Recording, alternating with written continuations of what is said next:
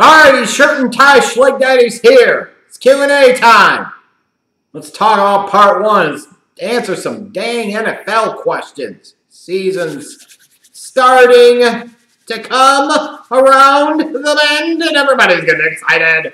Preseason football, where we can overreact to this rookie or this guy looking great against third-teamers and scrubs that'll probably be working in the same type of jobs that I am in a couple of months.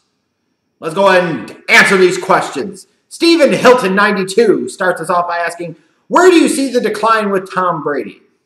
I'm not really sure what you're referencing here, but I thought maybe you were going to be asked, when do you see the decline with Tom Brady happening? But to stick to your question, where do you see the decline with Tom Brady? I feel like in some games at some times you see where the arm is a little less, the accuracy is a little less, especially in some big games. I think you'll see a little bit more decline where it has to be a little more pick and choose spots of moments of greatness with him over the next year or two. Father Time is undefeated, but if you can retire before Father Time bowls you over, then you avoid too much of a decline. But Brady's still spectacular, and that's just the truth. Vincent Los Pinuso asks, when the 2021 lockout happens, how long do you think it lasts? I thought it was going to be a strike in 2021, but you're probably right. Who knows? A lockout, whatever. That one could be ugly. You're going to have some residual residue from the Anthem protest crap. You're going to start having players who are starting to really think about getting more of their contracts fully guaranteed, if not all of their money fully guaranteed. The owners are going to be pissed off about certain things. They're going to be wanting to do what business people typically do, which is make sure that they get as much for themselves as they possibly can and share as little as possible. So that one could be ugly. Much uglier, I feel like, than the 2011 lockout. I feel like a decade later, if the 2021 lockout happened and strike happened, whatever it's going to be, and we actually got to that point, it could impact regular season games. I don't think they would be stupid enough to allow an entire season to go by without the NFL. But could you be looking at possibly losing 3 to 6 games out of a season? I think so. And I don't know what the solve will be or how everything will go down. But I can't imagine there will be a quick resolution. So I feel like, if anything, the Players Union will try to dig in with their members and fight for more and fight better than they did in 2011. As they should. But at some point in time, those players are going to get desperate because they're going to realize paychecks aren't rolling in. And it's millionaires versus billionaires. And who the fuck do you think is winning in that scenario? The billionaires are. So it could cost a few regular season games is what I think. But like a whole season, I don't know about all that. Jackie Rader, how likely is it that Oakland trades Khalil Mack? I feel like Oakland might be leaking some of those reports to try and exercise whatever leverage they may feel they have to send a message to Khalil Mack's camp that they don't have to have him there and they don't have to pay him, and they're morons for doing so. They really don't have much leverage here. I just don't find it particularly likely at the moment that they would trade Khalil Mack, because I don't know how many teams are going to be eager to give up 2 first-round picks for Khalil. Especially even if they're a team that's picking in the 20s, playoff team looking for that guy that puts them over the hump. Now, if you are that team and you're looking for that dude that could potentially put you over the hump, then it might be a different story. But you would also have to have some assurances that he would be there long-term. You probably want to get a long-term contract done relatively around that time frame that the deal actually happened. I just don't feel like right now it's very likely that Oakland would trade Khalil Mack. I just do not. I cannot believe that would happen. Stranger things have happened. I just don't see it. Matt Holtman asks, should the Chicago Bears trade for Khalil Mack, and what would you give up for him? Should the Chicago Bears trade for Khalil Mack? Now, obviously, being a raging Khalil Mack fanboy like I am, the easy answer to me is, oh yeah, give him to me all day long. Give up a first-rounder in 2019 and 2020 FTW. Who gives a crap? The reality is the Bears already don't have a second-round pick in next year's draft. The trade for Khalil Mack would require you to give up a first-round pick in 2019 at the very least, and maybe a second-round pick in 2020, if not an additional first-round pick. And is this Bears team really in a position where they should be thinking about making a big gamble for a big deal for a superstar like Khalil Mack? And the truth of the matter is, much as I would love to see him in a Bears uniform, I don't think so. I don't think it's time. I don't think they're there. So I can't sign off on that. And it'd be too costly, I feel like. In his next year's draft, good in the positions and areas that the Bears are weakest in, such as offensive tackle, outside linebacker. I'm not as sure about the edge rush class just yet, but the offensive tackle class looks like it has several first-round stallions in there potentially. So the Bears could potentially get a long-term left tackle in next year's draft in the first 2 rounds. That I feel pretty good about. Wide receiver class looks like it could have some potential stars in there. So maybe they would be in a position to draft a guy. Who knows? But offensive line-wise, I think the tackle position is going to be the strength of the class next year, not like the interior was this year. Foul player. If and when the Giants don't make the playoffs, will they draft a quarterback next year since Davis Webb is a scrub? Are you just basing it solely off of preseason? As far as if when the Giants don't make the playoffs, will they draft a quarterback next year? If you don't make the playoffs, then you will probably regret passing on Sam Darnold. And yes, you would have to strongly consider drafting a quarterback in round 1.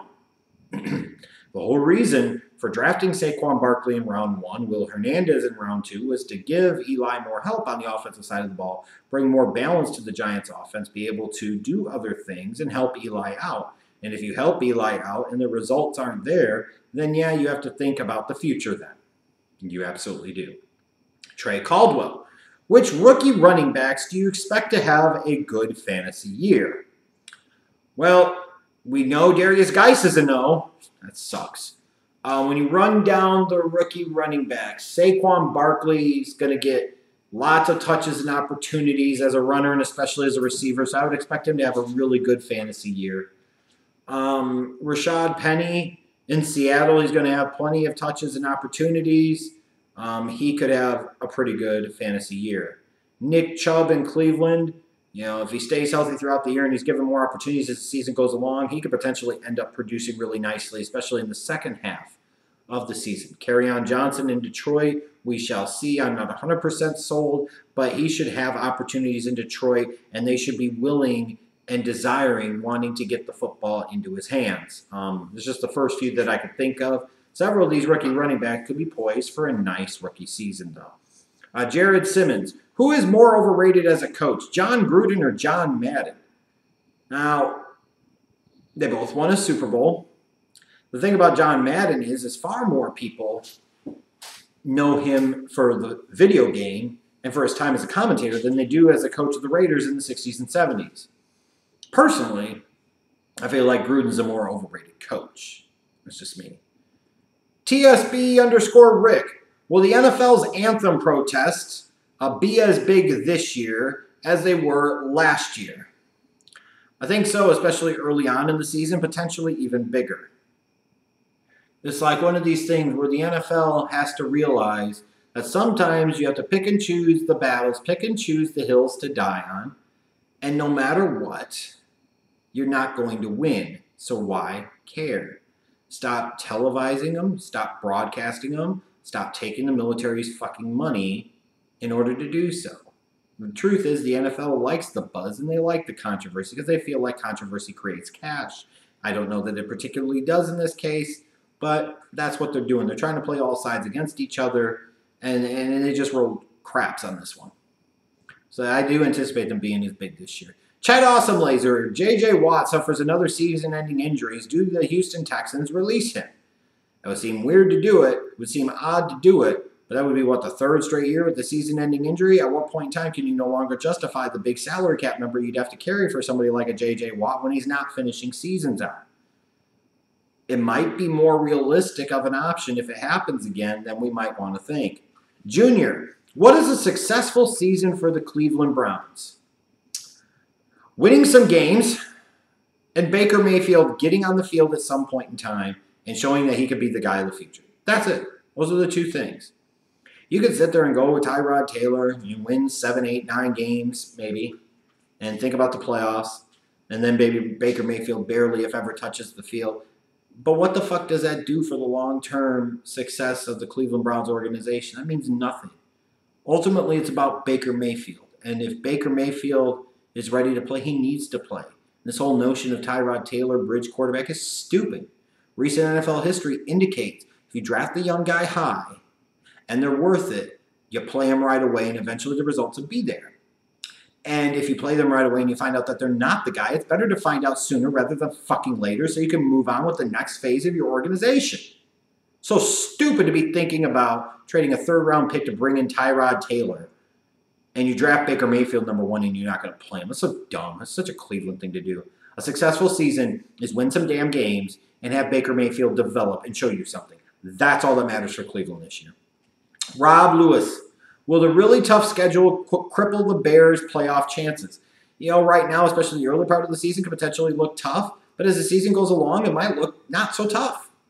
We look at them sometimes, and we look at toughness of schedule, and without any games played and seeing how the season plays out, we don't know what's tough and what's not. So it's really hard to say right now. I think playing in a loaded NFC most certainly does not help the chances. That is for sure. Cascade. How good will Kirk Cousins be this year? I would anticipate a 4,000-yard season out of him, maybe like 28 touchdowns, 12 interceptions. I think he'll bring a different element to the Vikings offense. The Vikings offense will have more explosiveness. They will be better, but it doesn't necessarily mean that translates to the team in terms of wins and losses. But I think Cousins will be pretty good in Minnesota this year. I really do. Chris Joseph. How will the injuries to guys like Hunter Henry and Darius Geis hurt their respective teams? I feel like the Darius Geis injury is really bad for the Redskins because they really needed him to be that dude in the backfield because they've been searching for that for several years now. And he could have been that dude, and he's not going to be this year, and that sucks. So I feel like now, if you're the Redskins, you're putting the ball primarily in Alex Smith's hands. Good luck with that one. As far as Hunter Henry for the Chargers, it sucks, but I don't know if it's as crippling or as debilitating. But it's not good. You talk about snake-bitten franchise, man. Those Chargers, when it comes to injuries, man, that's always somebody. It's always freaking something, isn't it? Free Nation Dre, do you feel the Bears made the correct draft choice with Trubisky? My initial reaction, obviously, was no. My reaction now is I don't know, and nobody knows. And if anybody says they know, they're just projecting and hoping and wishing and imagining because you couldn't judge based off of anything you saw last year. You saw some good, you saw some bad. You look at the situation he's in, it's hard to know. So get going into the 2018 season, then we can start to make the evaluation. Also partially depends on how Mahomes and or Watson plays this year, because if they are both better than Trubisky, then even if Trubisky is okay, but these other guys are really good or show flashes of being really good, potentially outstanding, then Ryan Pace still ultimately looks like an idiot for having traded up from 3 to 2 to get the guy. He would have taken the wrong quarterback. Steve, who will be the best rookie quarterback this year in your opinion? I feel like it'll be Sam Darnold, because I feel like he has the most clear-cut chance to start day one.